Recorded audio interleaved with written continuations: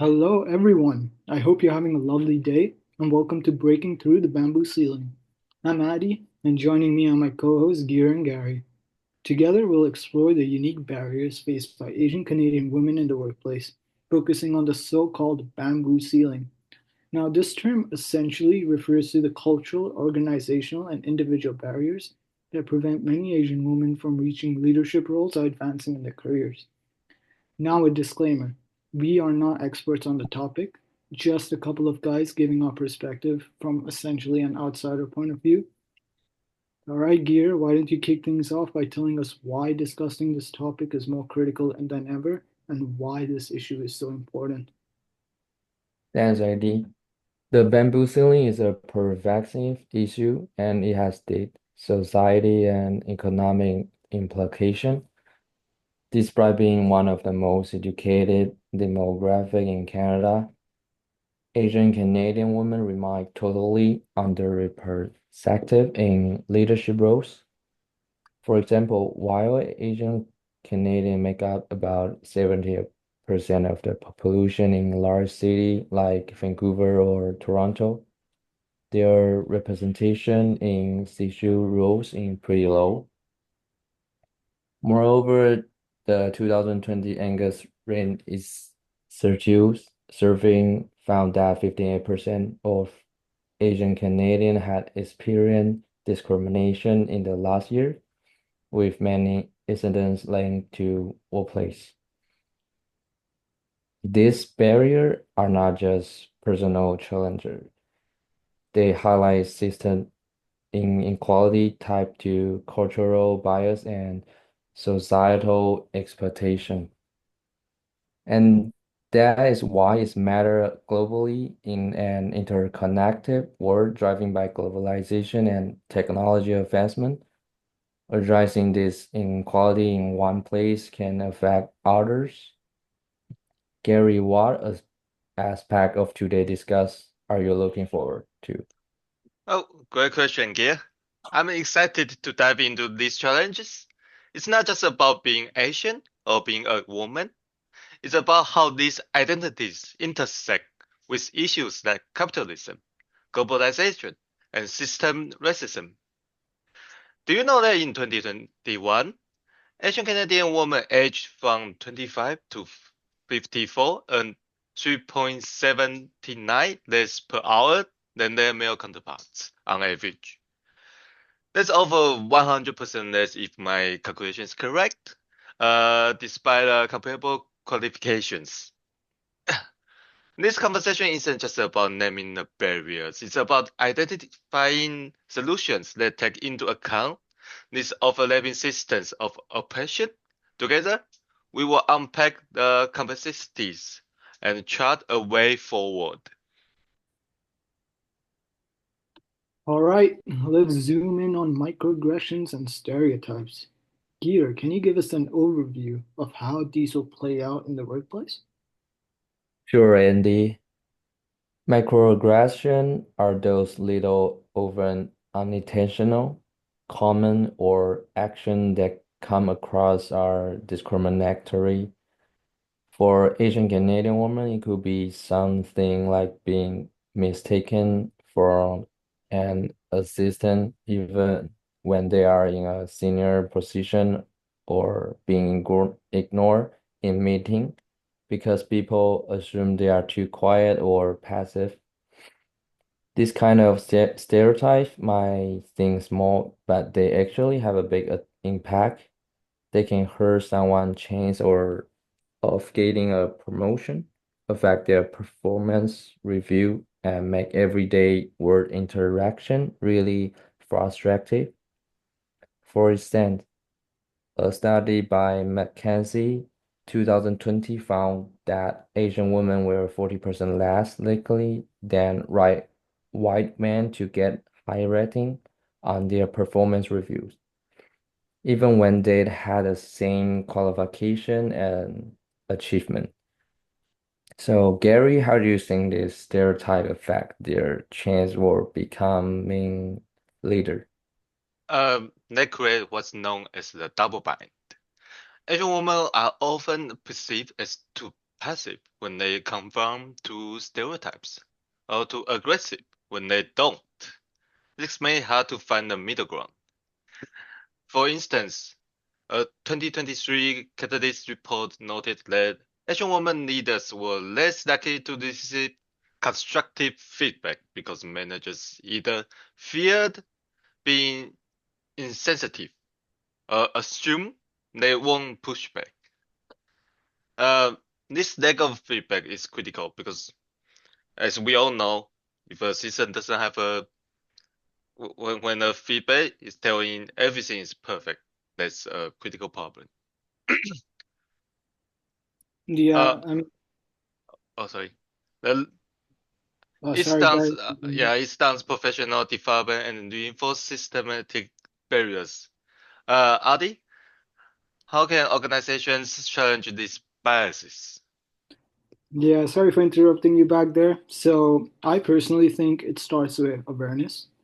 I think companies need to implement bias training that specifically addresses cultural and gender stereotypes. Now, it also does have a lot to do with Asian society, which essentially prioritizes collectivism, which means that essentially every action must prioritize family over the individual. So I do think that leaders must commit to structural and systematic change, like changing hiring and promotion processes to ensure they are free from bias. Mentorship programs can also be a pretty huge difference. Pairing Asian Canadian women with mentors who can guide them through these challenges would not only benefit them but also strengthen like the general organization.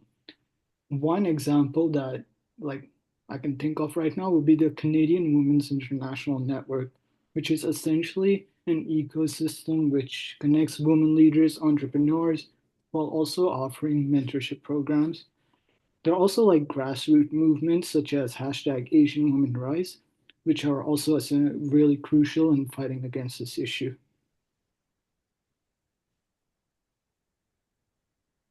All right, let's shift topics to mental health toll that these barriers impose.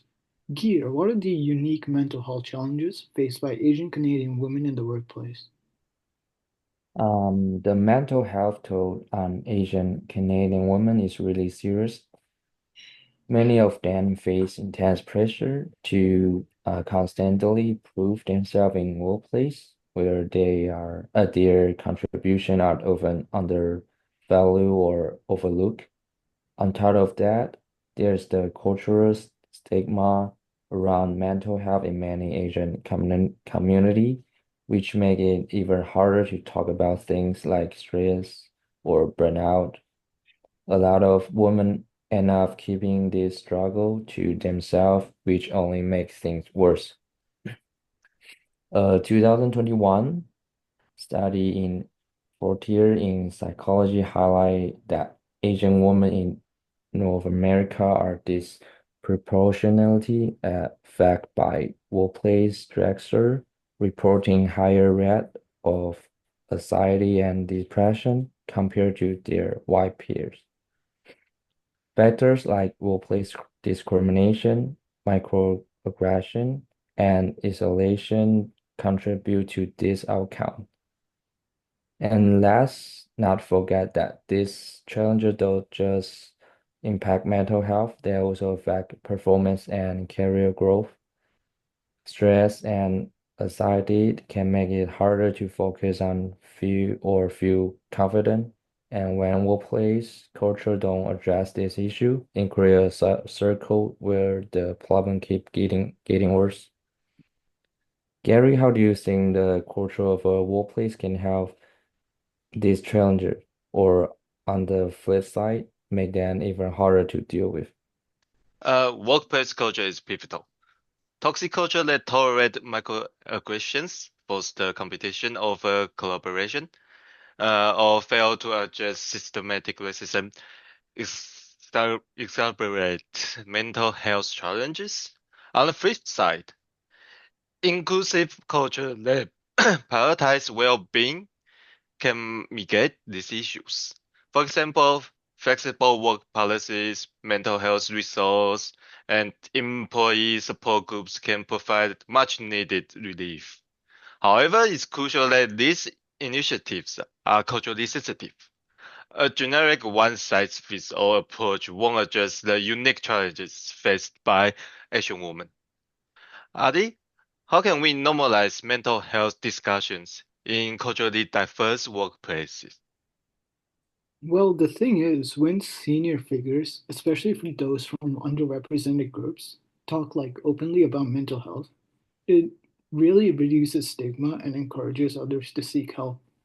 I think organizations should also partner with mental health professionals who specialize in culturally responsive care. This creates a psychological safety and an atmosphere that fosters open communication. All right, before we close, let's explore one more critical factor: the role of media representation in shaping perceptions of Asian Canadian women. Gear, can you elaborate on why this is important? Absolutely. Media plays a powerful role in shaping societal norms and expectations, including how Asian women are perceived in the workplace. Unfortunately, Asian women are often stereotyped in the media as either the model minority, quiet, submissive, and hardworking, and hypersexualized. This will show increased bias that carry over into professional setting, impactive how they are treating and evaluate. For instance, this stereotype may lead to assumption that Asian women are good at technical tasks but lack leadership quality. This limit opportunity for advancement and perpetuate the bamboo selling. It's not just about direct stereotypes. The overall lack of representation in media contributes to invisibility. When Asian women are seen in diverse, leadership-oriented roles on screen, it sends a message that such roles are not for them in real life either. A 2023 analysis of Canadian film and television found that less than 5% of the leading characters in major productions were Asian women, and even fewer represent complex, multidimensional leaders. Adi, how how can better media representation challenge these stereotypes? Well, representation is important and it matters because it shapes what society essentially sees as normal. The thing is, when we see Asian women portrayed as like strong leaders, innovators, decision makers in the media, it not only challenges existing stereotypes, but also inspires younger generations to see themselves in such roles. To make this change, I think creators and companies need to prioritize diversity both on screen and behind the camera. Like, for example, having Asian women involved in storytelling, them occupying roles such as directors, writers, producers. It like ensures authentic narratives that reflect their real world experiences. Gear, what role can workplaces play in addressing this issue?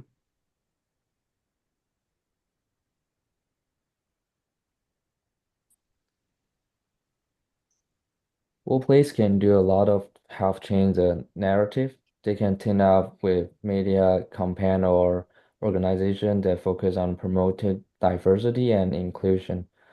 A great way to start is by amplify the voice of Asian women already in their teams, highlight their achievement and stories both inside the company and to the public. Another powerful step is embracing inclusive branding. For example, featuring diverse leader in ads, campaign, or company storytelling not only challenges stereotype but also show the world what leadership really look like. It's about making diversity visible and normal at every level. I Let's also not forget about the power of grassroots of efforts. Platforms like social media, like Instagram, Facebook, have empowered Asian Canadian women to share their stories directly, bypassing traditional media gatekeepers. Campaigns like hashtag Asian Women Rise have done a fantastic job of bringing visibility to these issues and pushing for change. Yep, precisely. Media representation is not just about entertainment. It's about changing social narratives to reflect the diversity and complexity of our world. If we want to dismantle the bamboo ceiling, we need to tackle these biases from every angle, including the stories that are told and the images that are projected. All right, as we wrap up, let's leave our listeners with some actionable steps against these issues. Gear, what's one thing workplaces can do to make a difference against these issues? Workplace can start by making sure their leadership teams are more diverse. Representation really does matter. When Asian women are in leadership roles, it shows that inclusivity is a priority. But just putting people in these roles isn't enough.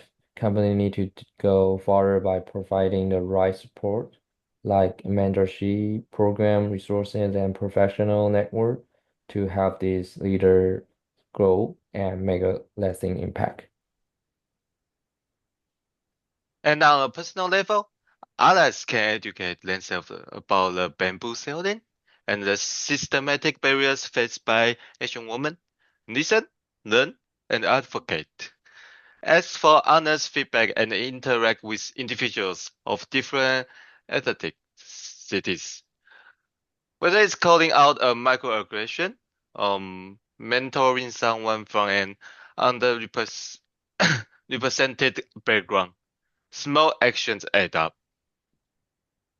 All right, finally, to our listeners, your experiences are valid and your voices matter. Seek out communities and mentors who can support you, and don't hesitate to challenge inequalities when you encounter them. With advocacy and support, we can aim to eliminate the bamboo ceiling. Thank you for tuning in to Breaking Through the Bamboo Ceiling. Don't forget to subscribe, especially to my Instagram at the861 underscore. Share this episode and send us your thoughts. I hope you have a lovely day, and we'll see you next time.